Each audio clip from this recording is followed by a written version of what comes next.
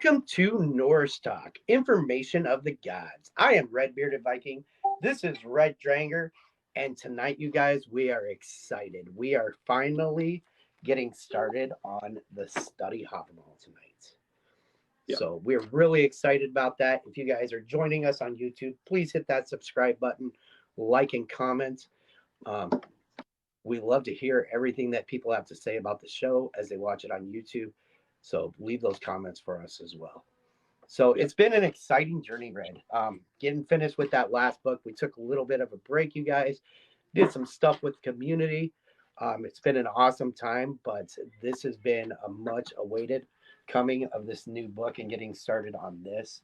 A few announcements tonight, you guys. The new merch line is out. Most of it is up on the merch store now, so you guys can go check that out. The link is in the bio under the Beacons page for the merch.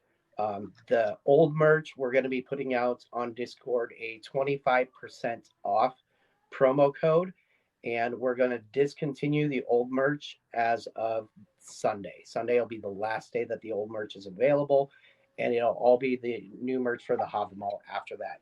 So that's exciting as well, you guys. I do got to give a shout out tonight, you guys, to Punisher 1887.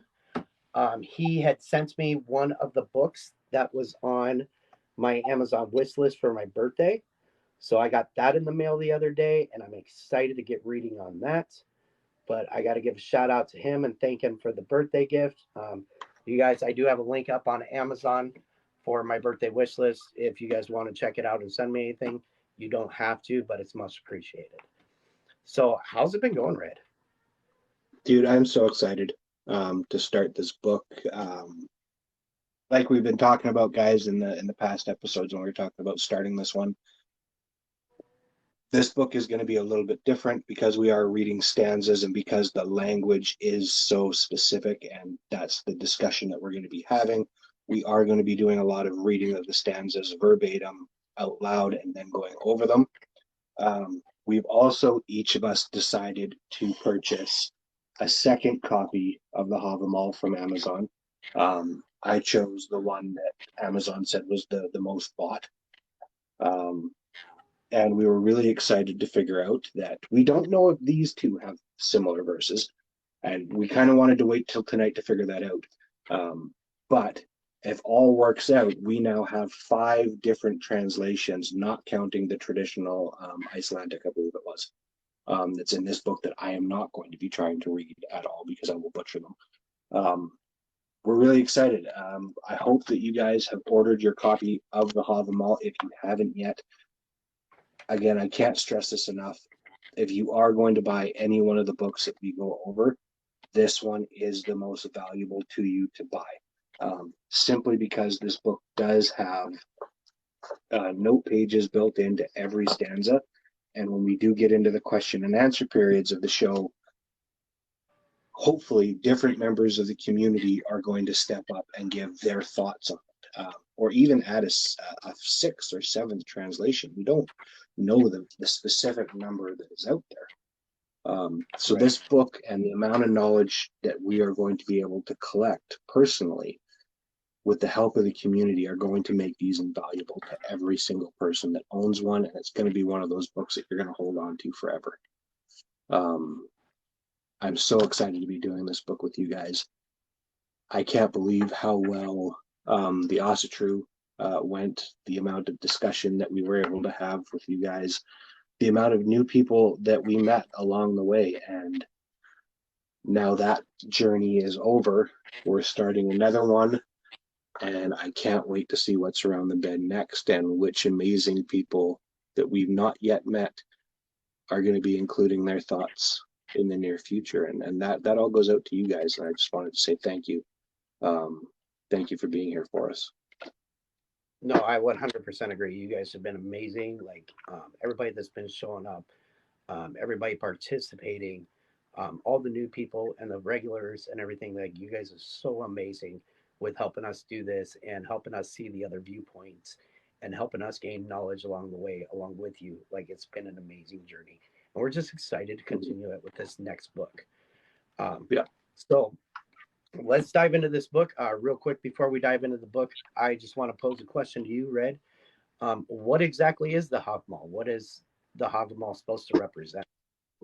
So the Havamal, depending on the translations, like I said, the easiest way to kind of describe it is going to be looking at the title of this one.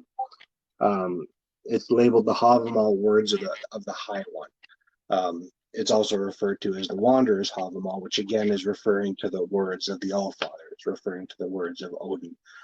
Some of the books sort out the different stanzas into almost different categories. This one, you're going to have stanzas that talk about hospitality, interpersonal relationships, women, that kind of stuff. And basically, it's just a breakdown of his thoughts and wisdom along his journey. A lot of these stanzas are going to talk about the journey, the path, the adventure, the movement. And it's all referring back to that path. And these are not, and I really want to stress this, these are not commandments. These are not rules. This is the words of the High One. It is the words of somebody who in our faith thrives on knowledge, is known for seeking knowledge. And this is a collection of his thoughts on some of those issues. So I kind of trailed on there for a little bit, but that is my easiest description. The way I kind of get it is like they're not commandments or anything, but they're more of a direction of how to be the right kind of person in life, how to walk into situations and evaluate them, and how to act properly, and as not to offend other people, and just basically it's explaining how to be a good human being. Yeah, it really goes into, like, if you get really deep into it, it really gets into the cultural aspect of how those communities worked amongst each other.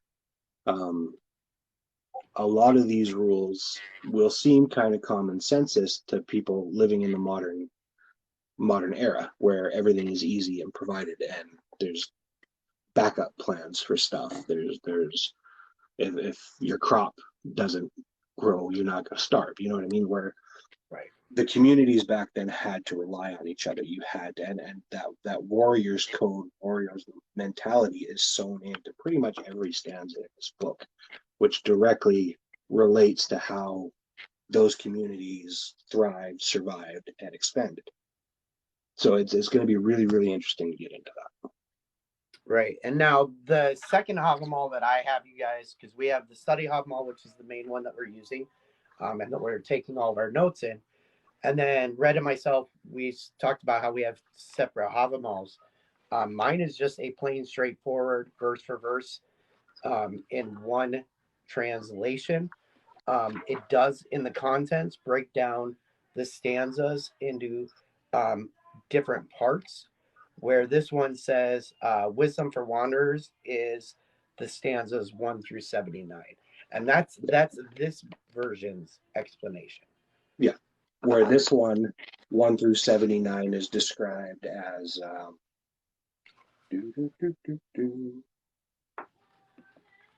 oh fuck, this one's got a big preface, sorry. There we go. The guest tale is what this one is referred to as. Right. So each Havamal is going to refer to different stanzas as different groupings. So that's one thing that we want to mention, even in the comments. If you have a different one that has it a different way, let us know. We'll tell people about that one too. Yeah. Like we said, this book is going to be more interactive with comments. We'll be reading some of the comments as we go that pertain to the stanza that we're on. Other opinions and stuff, just be a little bit more interactive with everybody in the chat tonight. So we will be doing things a little bit different, and we may be changing it up as we go. We're discussing a couple different things. We did talk about it earlier before we started the episode. So those are some things for you guys to look forward to, is a little bit of change coming with how we do the different stanzas. So we're going to be trying a couple different things and just seeing what works best. So with that, let's start with stanza 1. Me and Red are just going to take turns reading the different translations, and then reading the one that we each have in our separate book. So I'll start out with stanza one. At every doorway, ere one enters, one should spy round, one should pry round. For uncertain is the writing that there be no foeman sitting within before one on the floor. And that was by Bray. Yeah. So the next translation that we have, guys, is all doorways before going forward should be looked into.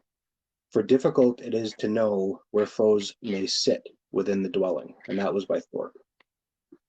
And then we have within the gates, ere a man shall go, full long let him look about him. For little he knows where a foe may lurk and sit in the seats within. And that one was Bellows. So then Yeah. Dranger is going to give you stanza one out of his other Havamal before I give you mine. At every doorway before entering through, one should sneak around, one should peek around, since it is never certain if that be where foes sit on the floor ahead. And then in mine, it says, one shall look through every door before entering. You never know where a foe could be hiding. So that one's like a very, very simple, broken down version of it. And that's Yeah. kind of what you'll get out of this second book is a really simplified version. So we'll keep that in mind too. I'm just going to go over a couple of the notes that I wrote down that I got from it.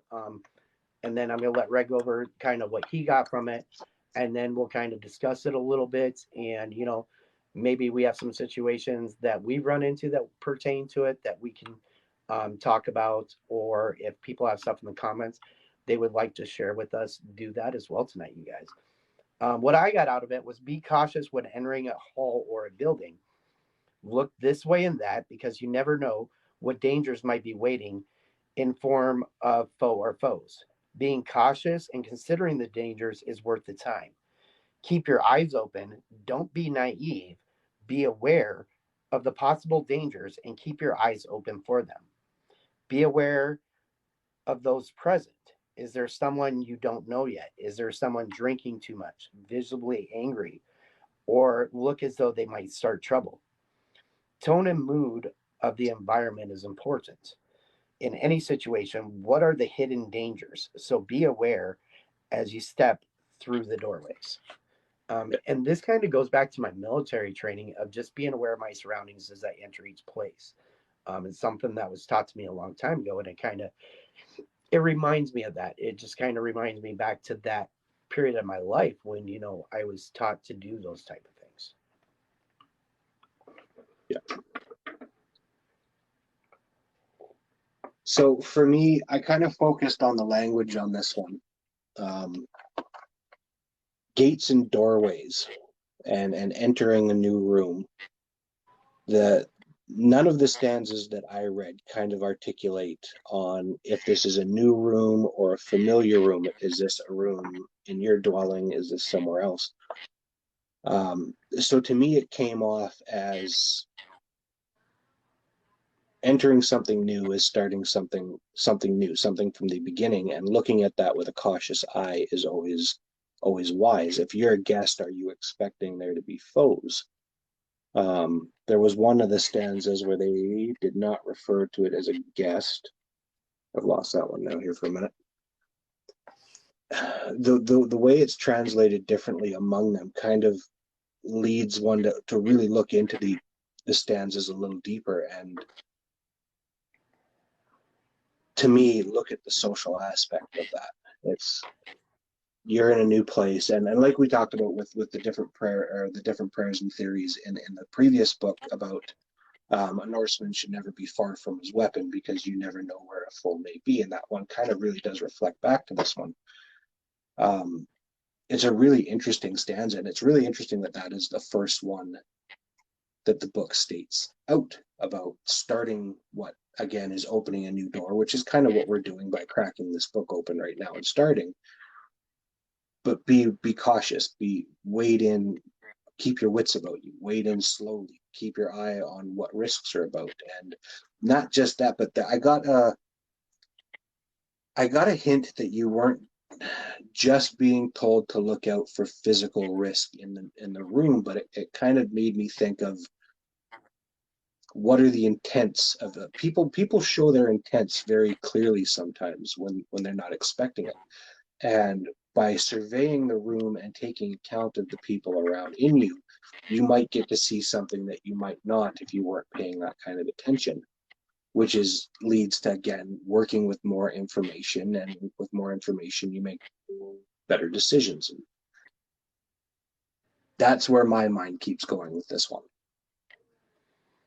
Right. And it's just like, when we go live and stuff, like we have to be aware of what's going on in the comments and the Mm-hmm. people coming in and the intention that they have when they come in.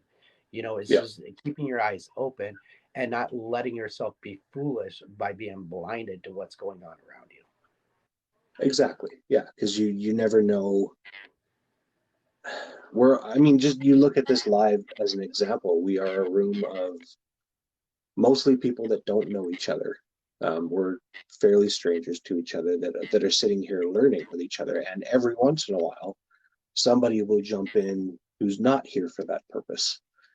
And how we choose to react to that can affect the room. If me and Redbeard at every troll comment had to engage them, had to get mad, had to swear, had to throw a hissy fit, the purpose of this journey would be kind of defeated, because it would have shifted. Our purpose would be, and again, there's going to be a lot of rabbit holes in this book, guys. And one stanza is something that we can talk to death for hours. And so we're not going to have answers for this book. There is not going to be one definition that we're all going to agree on. Well, and that's one of the biggest things to remember as we're going through this book. As we said with the last book, you guys, these are our personal opinions on what we read.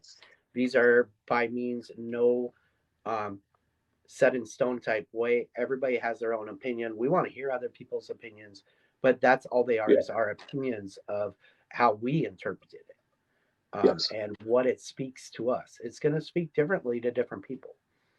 So by all means, just remember that this is just a discussion and these are our opinions. Yeah. So next we have Well, welcome. stanza 2. So I'll start off with, Hail ye givers, a guest is come. Say, where shall he sit within? Much pressed is he who fain on the hearth would seek for warmth and weal. And that was by Bray. Yeah. Number 2, again, this one's from Thrope. Givers hail, a guest is come in. Where shall he sit? In much haste is he who is on the ways, has to try his luck. And Bellows said, Hail to the giver, a guest has come. Where shall the stranger sit? Swift shall he be, who with swords shall try the proof of his might to make. Yeah. And that leads into the words of the other copy of the Havamal that I have. Hail the givers, a guest has come in. Where shall this one sit? Much hurried is he who shall lie by the fire and so test his luck. And then I have, Praise be the givers, a guest has entered. Where shall he sit? In a hurry he is, for his life is constantly tested amongst the journey. So that one is like, that one seems a little bit different to me than what is being said in some of the other translations. What I got out of the Study Havamal was, we must be a good host when hosting and a good guest when being a guest. Yeah. Basically, as the guest proceeds, he is welcomed into the room by us, but he is questioned to be measured up. Seat him next to the fire, but his trust must be earned, not freely given, and he must prove his place. So you should be a good guest and all will go well, but if you're a bad guest, you will not be accepted and welcomed back. So it's like, as a good host, you're supposed to welcome the person in, but the person has to prove themselves a good guest, because they are virtually a stranger being welcomed in. And we kind of do this in our rooms, where everybody's welcome in. And the one thing that is going to get you unwelcomed is being rude, to other people in the room, and just not being respectful. Everybody's welcome here, but if you prove yourself to be here to cause problems, then you're no longer going to be a welcome guest. Yeah. So I kind of related that a little bit to how we run Norse Talk. Yeah, absolutely. The first thing I noticed out of this stanza is all but Bellows referred to the person as a guest, where Bellows, I believe it was.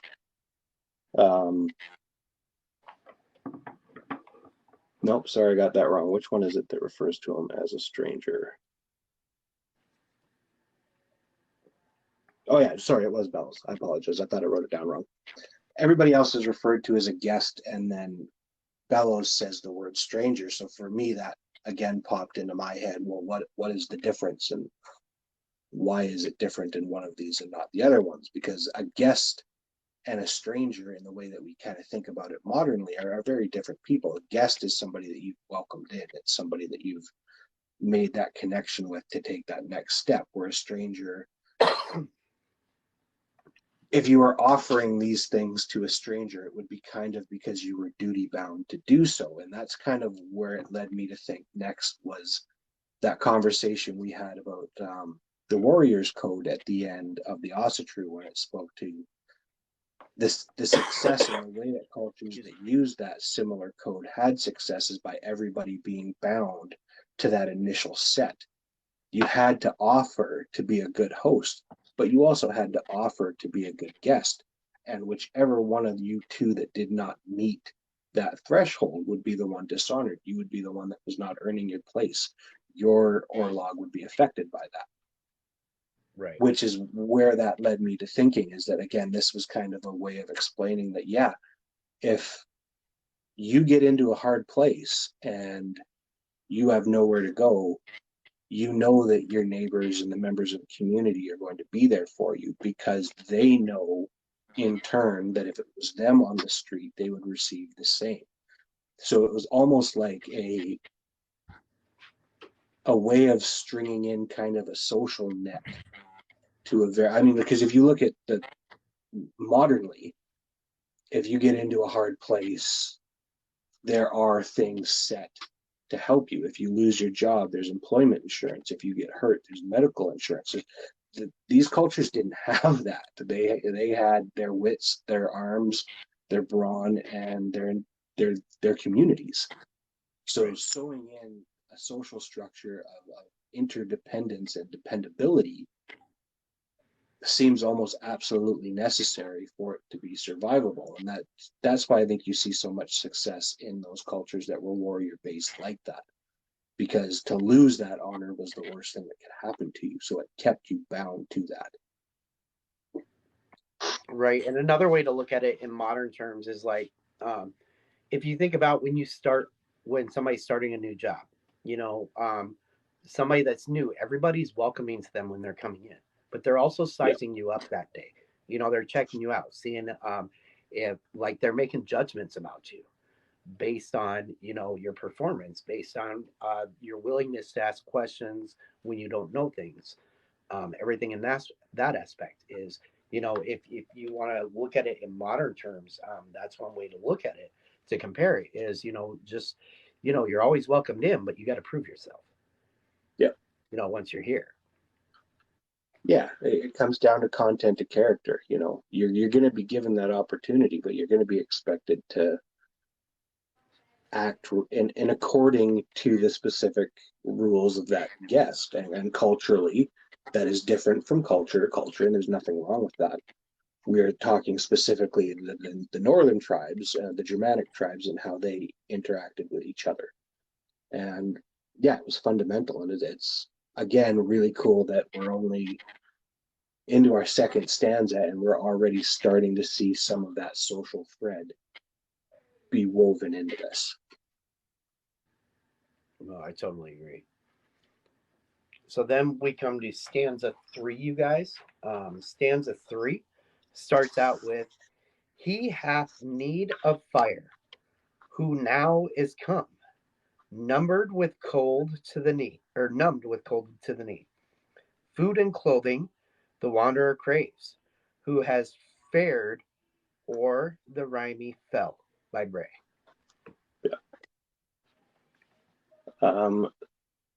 We do have a couple of people that have put in some different translations for 1 and Oh, 2. yes. So after we read this, I'm going to go back and just kind of quickly go over those two. Definitely. So number 3 from Thorpe, "Fire is needful to him who is come in and whose knees are frozen. Food is remnant. A man requires who'er the fell has traveled." And then Bellows said, "Fire he needs, who with frozen knees has come from the cold without. Food and clothes must be the fair have, the man from the mountains come." Yeah. And again, back to the words of the high one version. "Fire he needs, who has come in with knees numb with the cold. Food and clothes this man needs, who has fared over the fell." And then this one says, "Fire is needed to the guest who has entered and whose knees are frozen. Food and coverings a man requires, no matter how far he has traveled." And then we got a couple Yeah. of people in the comments as well that Red's going to read out. Yeah. So 2 people have put in, well, it was the same person twice, has put in a version from the Wanderer's Havamal. The first one: "At every doorway before you enter, you should look around. You should take a good look around, for you never know where enemies might be seated within." Stanza 2, Wanderer's Havamal translation: "Hail to the good host, a guest has come inside. Where should he sit? He is impatient, standing at the threshold, ready to try his luck." Nice. So again, a lot more. I think she's just putting in the other translation. So before we start talking about the notes, I'm just going to wait for her to kick that in. So Redbeard, do you want to start with how you felt about stanza 3, and then once she's done typing it in, I'll read it in as well? Yeah, for me, when I was looking at the translations, what I got from the translations was, "When a cold guest arrives, get them warm. They will be in need of food and clothing." So when a guest comes to one's home, it is responsibility of the host to provide for the guests. It's your responsibility when you are hosting people to provide for those guests. Um, so welcome them warmly.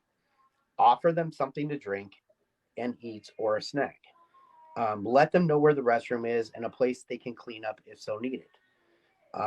Be attuned to your guests' needs as you are the host, and be willing to accommodate for them. And what I'm basically getting out of that is, like, we had talked about this in another episode back during the other book, when we were talking about, if I was going to have the Super Bowl's coming up, say I'm going to have a Super Bowl party, it's up to me when the guests show up to, even if people are bringing food and drink and stuff, let them know where to put their food, let them know where to put the drinks, offer them a drink, make sure everybody knows where the restroom is, if they need to get cleaned up, if they have kids coming over and are playing and you got kids too, and say they get out in the mud and the parents didn't bring a change of clothes, offer a change of clothes to let the kids clean up a little bit before dinner or whatever. It's just being a good host, and making sure that if you're going to be willing to host, that you're being accommodating to those people that you are hosting. Yeah. So Kyrie has put in the other translation that she has. Again, the Wanderer's Havamal translation, stanza 3. "He needs a fire, the one who has just come in. His knees are shivering. Food and dry clothes will do him well after his journey over the mountains."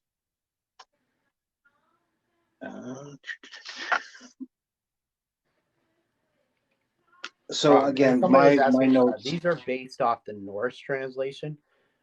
This book has the Norse, uh, and the Old Norse, and three English translations in it. The Was it three English Norse or was it translations are by different was it writers. Icelandic? Huh? Was it Icelandic or Norse? I don't remember. No, Old Norse. Oh, Norse. Okay. Yep. Anyway, for this stanza, again, I went exactly to the same place that Redbeard went. Traditionally, if you were inviting a guest in, you were making sure that you provided them with a safe place. If they were in need, you are able and willing to meet that need. They are your guest. You are taking responsibility from them over doing the things that they would be doing to keep themselves fed, to keep themselves dry if they were at their own place. And vice versa, if you were at their place, it would be offered to you. To not do so would be seen as a dishonor. It would be seen as odd, because it would be something that you expected if you were to visit your neighbor or another hall or something like that. And again, that dials right back down to that woven, to me, again, this is my opinion, to that woven philosophy of people having to work together in these kind of environments to survive. Definitely. We in the modern world, in BC, we just faced a whole shit ton of floods on the coast. It disrupted the supply chain. It cut off families from electricity, power, medical attention, so on and so forth. And that's in the modern world. That is with the technology that we have, the excavating equipment, air travel, all of this stuff that they didn't have back then. So this kind of stuff was fundamental, because if your community failed, you failed along with it. It was absolute interdependence. We don't really live that way anymore. If a business that we work for goes under, we find a new place to work.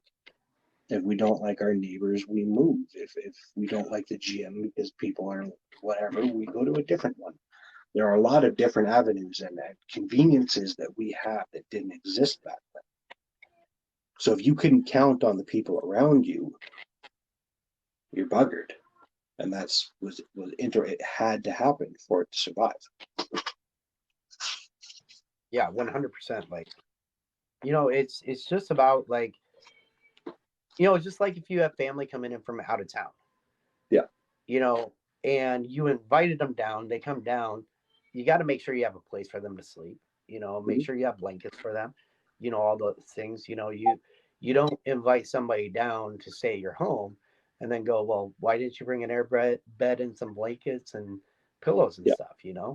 It's just making sure that, if you're going to be willing to host those people, making sure that you accommodate them and are willing to take care of their needs while they're there, because you did ask them to come. Mm-hmm. And next Or time you it would be, welcome them in. yeah. In old times, it wasn't so much you asked them to come, it was you welcomed in a traveler. Yeah. And as soon as you welcome them in, you took on that responsibility. Yeah. It's not often that we welcome in wanderers nowadays, but, Yeah. Modernly speaking, this philosophy is completely different. The actions that this book tells you to treat people with are something that does not happen modernly. If your neighbor from 3 blocks over who you don't know shows up at your door, you're not going to offer him your couch for the night necessarily. It's a different kind of world, because we don't live our lives depending on those people anymore. You weren't going to see and recognize every face in your neighborhood. Now everybody in a specific neighborhood could work up to 200 miles in any direction away from that neighborhood. They don't see each other every day. They don't work each other. They don't develop those interpersonal relationships with each other that these communities had to have to be able to survive and work together. And again, it's really cool to see how right off the bat, the book is speaking about how important that is, because if you can't depend on the people around you, you are fucked, basically. right. Because it's like, nowadays, they used to know everybody that lived in their community, Mm-hmm. their small community. Like, they knew who all their neighbors were and everything. Nowadays, most of us are lucky if we can name three of our neighbors. If we're lucky, maybe we can name three, most of us. Most of us Yeah. have no idea who our neighbors even are. except what they look like because we wave to each other when we're getting our mail. Yeah. Well, and TikTok's the same among that. Like if you look at that old style honor code about people holding themselves to a certain level, you can have a person in here that may do something that really much costs them their name in the community, and all they have to do is create a new account with a new fake profile picture, and they're a new person. That orlog is almost kind of replaced in the virtual aspect of it. I don't mean literally; it's still a strike against his mark, but his or her. It's really interesting to see how the philosophy differs now and then, and looking at ways in your life that you can choose to incorporate that into if you want. No, 100%. So then that leads us Well, into exactly. There's stanza barriers. 4, you guys. Stanza 4 starts out with, he craves for water, who comes for refreshment, drying and friendly biting, marks of goodwill, fair fame, if 'tis one, and welcome once again from Bray. So, and we get into Thropes. Water to him is needful, who for reflection comes a towel, a hospitable invitation, a good reception, if he can get it. Disclosure, the end answer, Thrope. And Bellows says, water and towels are welcoming speech, should he find who comes to the feast. If renown, how would get, and again be greeted, wisely and well must he act. Yeah. Okay, so that leads into the Words of the High One copy of the Havamal. Number 4. Water he needs for the refreshments has come, a towel and the folks welcome, good praise if he can get it, and so meet with words and welcome again. And then this one says, water, towels, and a welcoming speech awaits everyone that travels to the feast. He will find praise and again be greeted. Wise and well must he act. And then did Kyrie have one? She's not put her fourth one in yet. No. Oh wait, nope. Now she's working on it. Hold on. She's putting them in one line at a time, so it takes a little bit. Not a problem.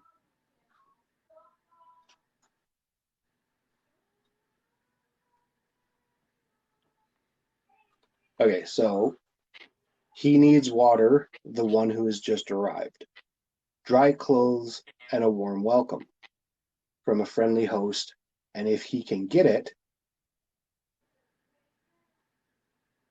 a chance to listen and be listened to. No. That is a very interesting last line for that one. A very Right. interesting last line. I'm glad she put that in there. So what I got out of stanza 4, you guys, was it's just basically continuing with the advice on hospitality. Is really where this is directed. And when a guest arrives for the feast or dinner, they should be welcome and offer them a drink. Um, Yep. Talk to your guests and allow them to talk as well. This is also where the guest must earn his right to be welcomed and accepted. So it is imperative as guests to be respectful and thankful to the host for welcoming them in into the feast. And when it's talking about um, they must be wise and well must he act, it's referring it back into the old Norse ways when people traveled. You were basically expected to, not come in and act all knowing, only talk about stuff that you are wise upon, and don't make yourself a fool by trying to show off, showing up to a new place and acting like you know everything going on there. Be respectful about the situations that you're walking into. If you have something that you can input that is based on um, wisdom, then by all means offer it. But don't be disrespectful by trying to fool people. Yeah. So for me, I focused in on the words fame, renown, and praise. When we read fame, we think very modernly of that word, and it makes that word in this stanza, I think, a little bit bigger than it should be. Which is why I really enjoyed the last line of the one that Kyrie put in, a chance to listen and be listened to. The fundamental way of communication for the Germanic tribes was storytelling. It was sharing what you've been told by others with new groups of people. And if you could be trusted and you had honor, those stories were respected. So join the fame, renown, and praise in this stanza I see as really kind of referring as what either the hosts or the guests think about each other based on their interactions during that time. Are those social requirements being met? If they're not, why? What is different? What is going on? And if both do meet that threshold, if Redbeard comes to my place and he's an awesome guest, and Tilla knows that Redbeard's going over there at some point, he knows that I'm going to tell Tilla Redbeard was awesome when he was here. Redbeard did this, we did that, blah blah blah. Whereas if he was a shithead while he was here, he would expect me to pass that forward. You know what I mean? So both sides had to be it. If I was a horrid host while he was here, he would tell somebody else that was invited, and it would kind of either include you deeper into that community or exclude you more based on your own actions, based on your participation in that kind of pseudo social contract that was built in its code. Right. And it's just like when you guys have family gatherings and stuff, some of us have those family members that we know when they show up, it's just like everybody's like, we have to invite them, but nobody really wants them there just because Yeah. all they are is drama, cause problems, things like that. They're just not good guests. Mhm. They're basically invited to the things that you have to invite them to, but they're not invited on a regular basis. Yep, and that kind of social dynamic can be really disruptive to those kind of events. And so if you put that to a community size level, if there is somebody that shows up at every community event and is a disruption, is somebody that requires people to be taking away from what they should be doing to be dealing with something else, that person stops contributing to that community and becomes something that community then has to deal with, which robs that community of the ability to keep working for itself. Which is why that was so important, because you couldn't count on that person, you couldn't trust that person, and again, that was absolutely necessary for survival at this point in the Germanic tribes. Well, and it's just like here on TikTok, like we all have those people, that will run into our lives that come in and like we kind of avoid the comments or we kind of avoid put them in the box Mhm. because there's been times when they've been in that they've just proven to like kind of turn the way that the feel of the room, like the Mhm. flow of the room. They kind of interrupt the flow that's going on, and it's not necessarily because you don't care about that person, but it's just not the right time, and it's just interrupting what's going on. And it's like you're having a great night and you're vibing with everybody, and you want to keep that flow going. Yeah. So you kind of tend to divert from certain people because you don't want to disrupt the flow. Yeah. When the group of people assigns a title to you based on your actions, it's either going to be a positive one or a negative one. And we want to do whatever we can in our personal lives to make sure that reception of us is a positive one, because that's going to get you welcome back. That's going to get people wanting to participate with you. Whereas if you're known for, there are a few accounts that do jump into some of the lives that are known to act a specific way, or they're going to jump in and they're going to be pissed off at somebody that night. That they're going to be fighting with this person. And that even though you've told them, hey, we're keeping it about this tonight, that if you put them in the box, that's where they're going to take it. Right. And at that point, because they've earned that title, you're less likely to want them in. It's the same with you guys watching. Like if you jump into a live every once in a while and 90% of the time the live is awesome, the people are cool, but 10% of the time it's a fucking shit show, you're gonna remember the shit show. You know what I mean? That's what's gonna start chiseling. I mean, it goes back to that old saying, it takes 1,000 I love yous to replace one I hate you. The negative tends to stick a little bit more because the negative, when it comes to interpersonal relationships, is the easiest way to have an intern effect on you. If you're dealing with somebody that's dealing with something negative constantly, you are expending your energy on that instead of doing other things that you should be doing. Um, that's not to say that you don't stand up and fight for people when they need it, but it goes back to that kind of the boy who cried wolf thing. If you know it's going to be predicted, if I know an account is going to be fighting some troll today, and tomorrow they're going to be fighting another troll, and they're going to be fighting another troll, and they're going to be fighting another troll. It gets to the point where you have to look at the wisdom in that, and look at, why is this person choosing to fight every fight? Why is this person choosing to make this what their time is about? Instead of just removing it from themselves and carrying on. And for some people, they have a very valid reason to do that. I'm not saying that they don't. I'm saying that it just comes across very differently in a channel that might not be about that. They might have a different thought process or whatever.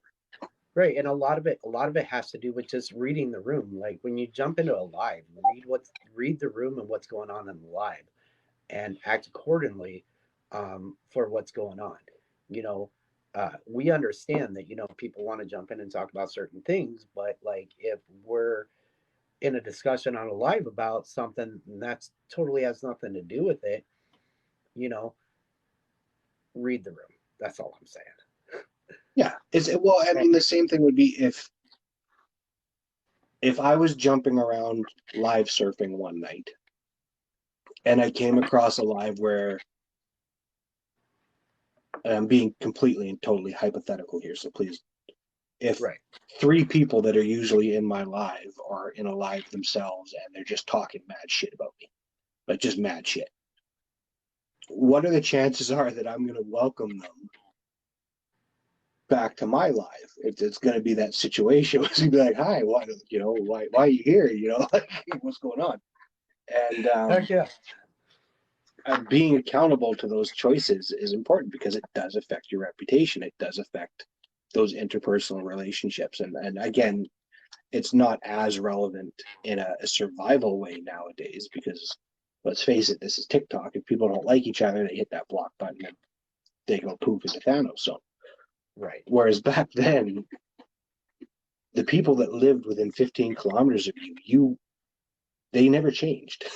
They were That there, block and button their back kids then were was a there. lot different. Yeah. There were other more extreme ways that had to be dealt with at that point, right? So you really didn't want to be that person that became such a drag on the community where you were no longer welcome because your chances of surviving dripped dramatically. that block button is our modern day axe to just cut people off. Right? But no, that's awesome because it like all this is leading us into stanza 5 right now, you guys. A lot of what we were talking about has to do with stanza 5 as well. Stanza 5 says, "He hath need of his wits who wanders wide. Aught simple will serve at home, but a gay stock is the fool who sits mid the wise and nothing knows." And that was Bray. Wit is needful to him who travels far. At home all is easy. A laughing stock is he who nothing knows and with the instructed sits. And that was Thorpe.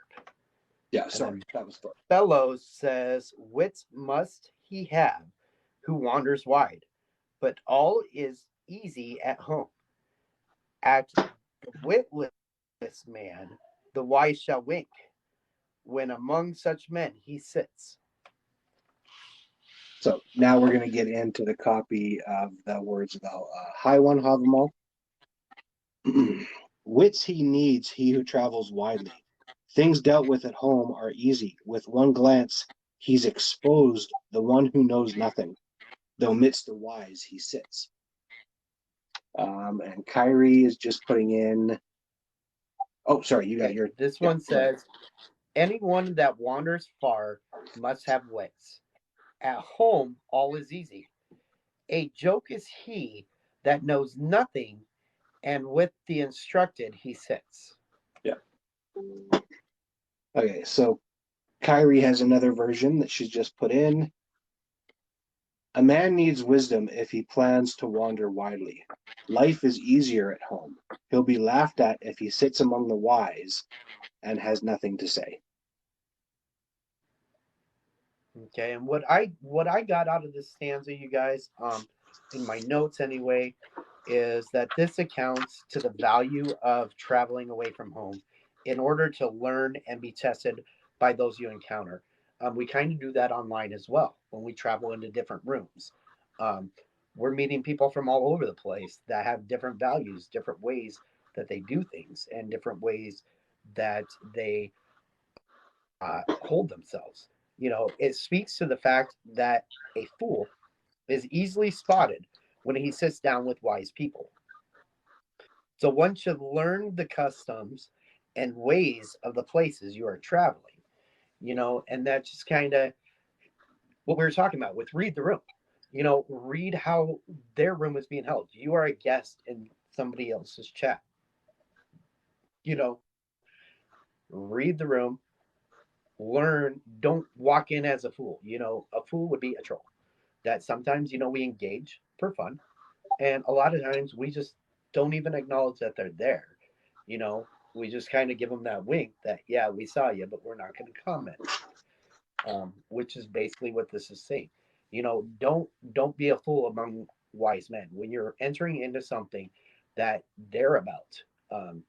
Their home, their live, whatever it may be. Learn what's going on. You know, um, Watch what's going on, take in what's going on, and don't act a fool and just come in the fool and just start ranting and you know being foolish.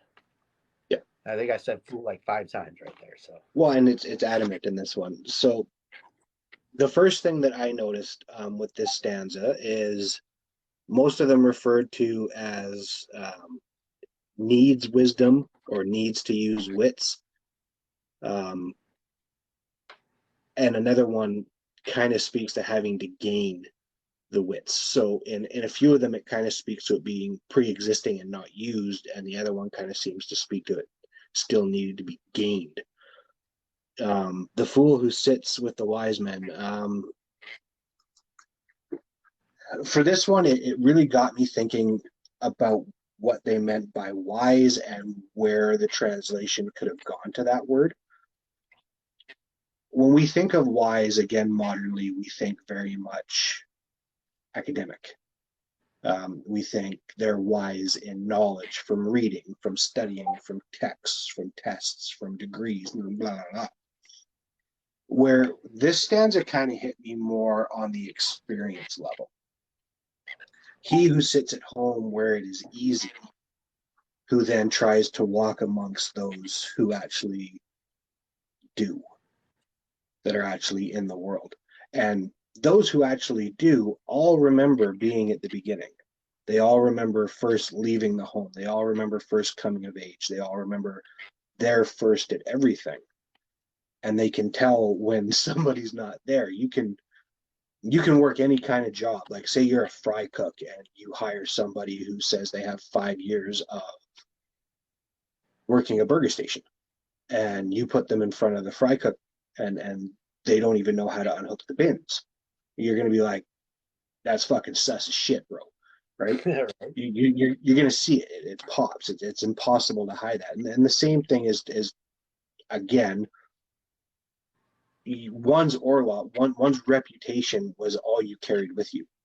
So if you were one known for telling stories that you hadn't earned, eventually that's going to come out. because the wise, the experienced, are going to see the holes in it. There's a difference between reading about something and doing. There's subtleties that do not get prescribed into stories. They're things that only people who do know about. You know what I mean? It's the same people that throw fishing nets for a living. Um, there's a specific way of doing that. You're not just throwing the net. It's a specific set of actions that you develop while becoming proficient and a professional at that activity. Somebody else who says that they've been throwing fishing nets all their life gets up and fucking throws it straight in the water, you're gonna be like, again, sus, right? Something's not lining up here. You know what I mean? Like, and that's what this one kind of reminded me of is own if you don't have an answer, own it. Don't fake it. If you're lost on your path, look to others. You don't have to fake it till you make it here. We're all at different levels. We're all in different places. We all have different wants and needs, things that are important to us. We're all very different people. Me and Redbeard are very different people. We get along great. The people in the comments, we're all different. And I'll kick it right back to you in one sec. It's important that we own that, because our experiences as we have them are just as valuable as everybody else's. Well, I mean, that doesn't mean that you can't give your interpretation or your opinion. Your opinions and interpretations are welcome. It's don't speak them as though they're fact. Exactly. You know, be open as well. You know, when you're not knowledgeable and wise in something, be open as well to listening to others and learning from their interpretations as well, instead of being naive to think that your interpretation is the only one. I did want to read what Tilla wrote. Tilla said, "A wise counseled man will be mild in bearing and use his might in measure." Might in measure. Yeah. Yeah. Again, we're only 5 stanzas in, and we could continue to talk for hours about these 5, especially when you start adding other stanzas in. And it's really true. And I am trying to relate all of these stanzas in some way to TikTok, and I'm doing that on purpose because TikTok is how most of us communicate. It is the reality of what this part of the community is right now. So it's kind of unavoidable. Right. It's hard for us not to relate when this is the platform that we're using to air our show, to move it to YouTube, to do everything that we're doing. It's hard not to try and associate the stanzas and everything that we do to make sure that we're becoming better people as we learn as well. And we're sharing this with community. That's why we want to be able to relate a lot of it to what we do here online. Yeah, and again, with where this discussion has gone, has automatically got me thinking again on the TikTok level of the problem with gatekeeping, the problem with the people that have a finite, unmovable opinion based on a limited source. I mean, we're just casually reading tonight, guys, and we have 6, I believe, different translations of each of these stanzas. And given they all are very similar, but they could all be interpreted very differently, very easily, based on an external influence of some sort. Well, and it's about gathering all those interpretations and taking them in together to form an opinion based on all the information that you're given. Not just taking one piece of information and saying that's it. It's learning from each piece of information to form a consensus that goes along with each other and follows each other as closely as possible, and being able to determine how you feel about it and what your feelings are moving forward, your interpretation. And the only thing you can do by hearing other people's interpretation is learn. You know, you don't have to agree with it. You don't have to take anything from it at all. But you know what? If you're willing to be open to learn and listen and hear other people's interpretations, you could very well find something that you can get out of it. Yeah.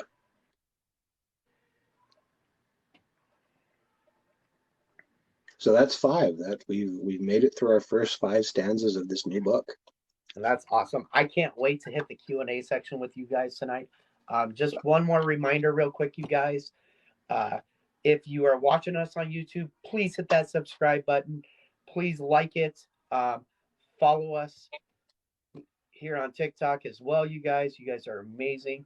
Again, the merch is out for the new book. We will be posting a 25% off code for the previous merch and run that merch through Sunday. And then that merch will be done and only the new merch will be up, you guys. This has been an amazing night. We've had fun with this. I can't wait to hit the Q&A and hear what everybody else has to say. Before we sign off from YouTube, is there anything else you'd like to say, Red? Again, I just want to remind anybody that jumped into the episode halfway through, we are working out of the Study Havamal. If you want to work along with us, this is a great book. It's got pages in it for note taking. There is a link in Redbeard's Beacon if you're looking to purchase a copy. This is a great book to have, guys. Just because we're all going to be able to add so many notes from the discussions we're all going to be having. If you're going to buy any of the books that we go over now or in the future, right now, this is the one that I say is probably the highest value to actually buy a physical copy of and follow along. I totally agree. Well, with that, guys, we are going to sign off for the YouTube purposes and jump into the Q&A. So, as I always say, guys, it's not a me thing. It's not a him thing. It's not a you thing. It's a we thing. We can't do it without each and every one of you. You guys stay amazing, stay creating, and as always, be awesome. And we'll see you in the Q&A. See you next time.